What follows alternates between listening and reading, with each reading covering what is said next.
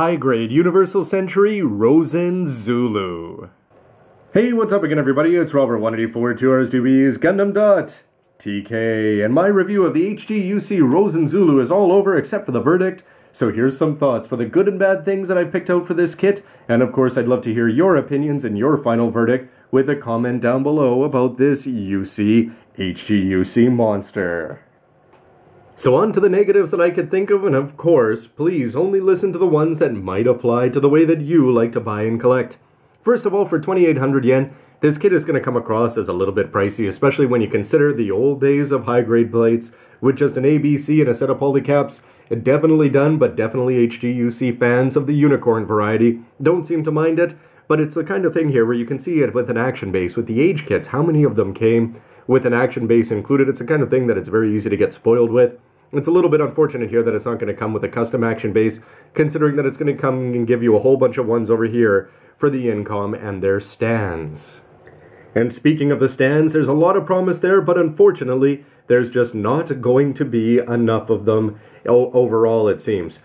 First of all, it would have been very easy since they're giving you the E-plate, which is going to contain 2 stands on there. If they had just given you a third E-plate, it would have been very easy for them to do that, and each of those parts should have come with 2 of the poles of the longer variety here, because then ideally you'd have 6. Instead of only having 2, you're going to have to be very careful and either just have 2 high, or you're going to have some combination where they are going, if you have both arms out, high-low, or low-high, which is going to be very awkward, as you can see here, as you're going to have the incoms, pretty much the wires are going to be going straight down. Just seems a shame that they go to the extra trouble, but they didn't go that extra mile. That would have made it just about perfect. And it's the same kind of thing there, because if they had given you more of these, you would have been able to take these extra little psycho jammers and actually do something with them, because as it stands, they're going to be giving you 6 of the large variety here in full bloom, and unfortunately you can only actually stand up 4 of them. The poles themselves, they're also going to fall down if you move them at too awkward of an angle, and that's because of the weight that you're going to have from the front for the incoms. And of course, if you're actually moving this Gundam around here, you can guess that it's going to be a little bit tricky as you're trying to lift up the action base, the Gundam itself, and move all the poles. Anyway, nothing that you can't deal with. It's just going to take a little bit more time than a regular standing Gundam. The relay incoms also have some pluses, but also some negatives. The first ones being that they're all going to collapse down here. When you do put them together, you're really going to want to make sure that you put the right ones in the right order, because otherwise, if you do make a mistake and you're just cutting blindly and not putting them on in the right order, you only have one of them on either side here that's going to have this attachment point, so you can attach it onto the pole there. If you were to put 2 on one side, it could be really awkward for the other one, and also the wrong order, it's not quite going to work. And these closed up variety here, they're not really going to work. They show when you have them off the wires, they can go together nicely as they've sort of got an offset to them. But unfortunately, the minute you put those wires in the middle of them, that offset ceases to work and everything's just not going to work, and they're all going to go collapsing downwards anyway. However, the idea is still really cool. The wires themselves, even when you look at Bandai's packaging, you're going to see that they're going to have some awkward twists. I really tried to do these carefully, but it's always going to look a little bit awkward not having them straight. If you could get them all out there in the right direction at the perfect length, I think it would probably look pretty fantastic there. But on to the more conventional weapons, like the shield over here, which is going to have a big blaster in it, and are you ever going to see it? Not so much because of the colors here, as you're going to have that massive blue forearm, and the Incom claw when it's in place, it's not really going to be seen, and just the fact that it's going to be buried back there, it seems it's got some cool parts there with the spikes, they're going to be buried there, and you're just going to have a few negative issues with that shield, as we've all been used to since the days of V Gundam. The head itself, pretty much what head? You can't even see it in there with that massive collar that's going up all around, especially when it's all sealed up in white. And the mono eye is going to get hidden behind the nose cone, or sort of that middle piece there from top to bottom. And because of that, it's going to be off to the side, and it's going to look a little bit awkward. Mono eyes off to the side, not a big problem here. It just would be nice if you could see it, because it was bigger than a small grape. But the big issues here, and you know what the 2 of them are going to be. First, I'll address the seals, because you know what? It really wasn't as bad as I thought. I would say that I'm happy with about 40 of these that you put on, besides the tiny mono eye, but that's a part of the tiny head thing.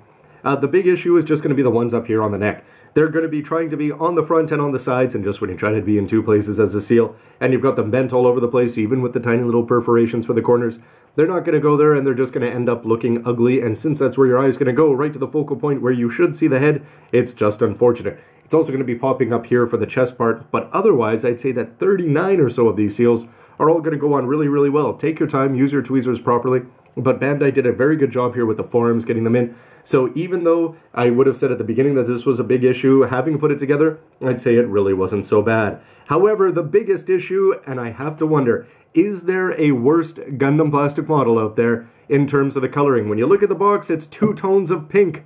And when you look at the color guide and the paint, everything inside, well, it's just wrong compared to that brown plate that they're going to be giving you that makes up the whole body.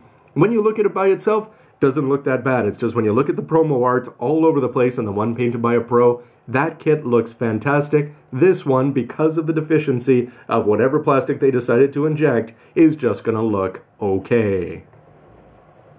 But now as he bows down to full frontal here, there's gotta be some good things about the Rozen Zulu, and in fact I'd say there's a lot more of these. Let's just start with the box. It's got some fantastic cover art, and just the MS design is definitely going to be intriguing, bringing the best of the Hamahama, the Shinanju, and the Gira Zulus all together here. It just seems like a lot of fun.